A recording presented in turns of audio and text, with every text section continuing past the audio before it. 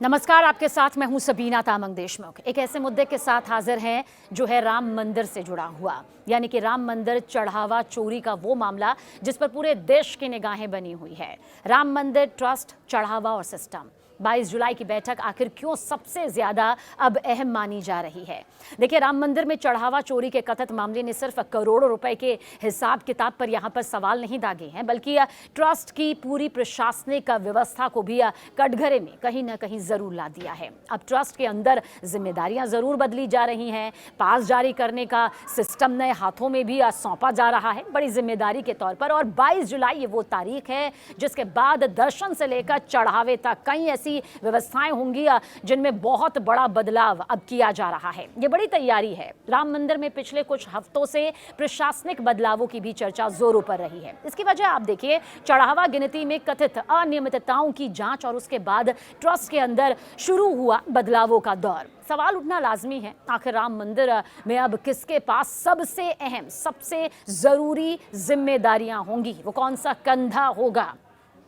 महंत दिनेंद्र दास की भूमिका अचानक आखिर इतनी खास क्यों हो गई है? ये सवाल हर किसी के जहन में यकीनन उठ रहा है। जो सूत्र बताते हैं, श्री राम जन्मभूमि तीर्थ क्षेत्र ट्रस्ट के महंत दिनेंद्र दास की प्रशासनिक भूमिका बढ़ा दी गई है। देखिए, उनके नाम से नई डिजिटल आईडी बनाई गई है, जिसके जरिए अब श्रद्धालुओं के लिए दर्शन पास जारी किए जा सकेंगे। वहीं ट्रस्ट के महासचिव चंपत राय और ट्रस्टी अनिल मिश्रा की पहले इस्तेमाल हो रही पास जारी करने वाली आईडी को सस्पेंड कर दिया गया है, यानी कि उसका वजूद खत्म हो चुका है। हालांकि ट्रस्ट की तरफ से इस बदलाव पर अभी तक कोई डिटेल जानकारी सामने आधिकारिक तौर पर नहीं आई है, वो भी जल्द आ जाएगी। दरअसल जांच एजेंसीज की पड़ताल अगर देखी जाए तो कथित तौर पर सामने आया कि चढ़ावा प्रकरण के आरोपी टिन्नू यादव ने इसी पास सिस्टम का गलत इस्तेमाल कर बड़ी तादाद में लोगों के लिए पास जारी करवाए थे।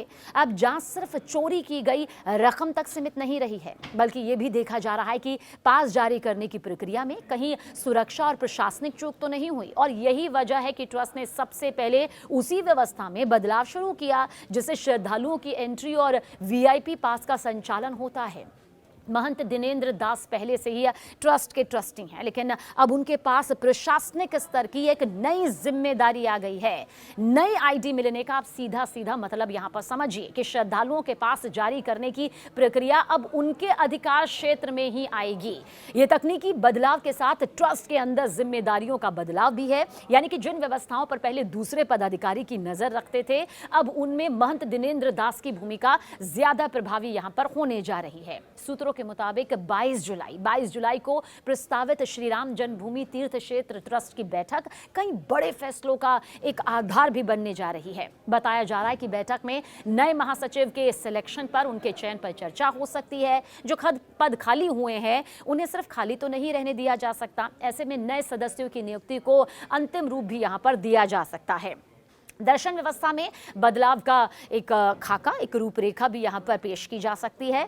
चढ़ावा प्रबंधन को और ज्यादा पारदर्शी बनाने के लिए नई व्यवस्था लागू करने पर भी फैसला हो सकता है। सुरक्षा, क्राउड मैनेजमेंट, दर्शन व्यवस्था को और ज्यादा आधुनिक बनाने के प्रस्तावों पर भी मुहर लगाई जा सकती है। ट्रस्ट का देखिए उद्देश्य क्या है? मकसद है कि मंदिर की व्यवस्थाएं ज्यादा जवाबदेह, पारदर्शी, श्रद्धालुओं के लिए आसानदायक यहां पर बने, सहज बने। चढ़ावा चोरी की जांच आखिर कहां तक पहुंची? अगर ये सवाल आपके जहन में है तो सुन लीजिए। चढ़ावा चोरी के मामले में जांच अब भी लगातार आगे बढ़ रही है। पुलिस सूत्रों के मुताबिक जांच में सामने आया कि चोरी की गई दान राशि का एक हिस्सा शेयर बाजार में निवेश किया गया, जबकि कुछ रकम ब्याज पर भी चलाई गई। जांच एजेंसियों का दावा है कि आरोपियों ने लेन देन छिपाने के लिए अपने रिश्तेदारों और करीबी लोगों के बैंक खातों का इस्तेमाल किया। पहले रकम दूसरे खातों में भेजी गई और बाद में उसे वापस अपने खातों में मंगाया गया। अब तक 3 आरोपियों से जुड़े करीब 30 बैंक खातों को फ्रीज किया जा चुका है। शुरुआती जांच में इन खातों में खाताधारकों की ज्ञात आय से ज्यादा लेन देन की बात भी देखिए सामने आ चुकी है। एक के बाद एक कई बड़े खुलासे अब तक हो चुके हैं। आरोपियों की ठिकानों पर तलाशी में आखिर क्या कुछ मिला। देखिए, पुलिस ने आरोपी अनुकल्प मिश्रा के घर पर तलाशी ली और परिवार के सदस्यों से पूछताछ की और इससे पहले सह आरोपी लवकुश मिश्रा और करुणेश पांडे के घरों पर भी छापेमार कार्रवाई हो चुकी है। सूत्रों के मुताबिक तलाशी के दौरान नकदी, सोने की आभूषण और एक कार भी बरामद हुई है। हालांकि अभी तक आधिकारिक रूप से नहीं बताया गया कि किस आरोपी के यहां से कितनी नकदी या फिर कौन कौन सी संपत्ति मिली है, लेकिन बरामद हुई है ये जरूर सामने आ चुका है। जांच में अनुकल्प मिश्रा के नाम पर खरीदी गई करीब 1 एकड़ जमीन के दस्तावेज भी मिले। दस्तावेजों के अनुसार जमीन करीब 6,70,000 रुपए में खरीदी गई, 6,70,000 में, जबकि मौजूदा कीमत कई गुना ज्यादा है। अब ट्रस्ट की प्राथमिकता क्या है, ये भी जल्द आपको बता देते हैं। देखिए, चढ़ावा मामले के बाद ट्रस्ट अब सिर्फ आरोपियों के खिलाफ कार्रवाई तक सीमित नहीं रहना चाहता। फोकस पूरी व्यवस्था को मजबूत बनाने पर है।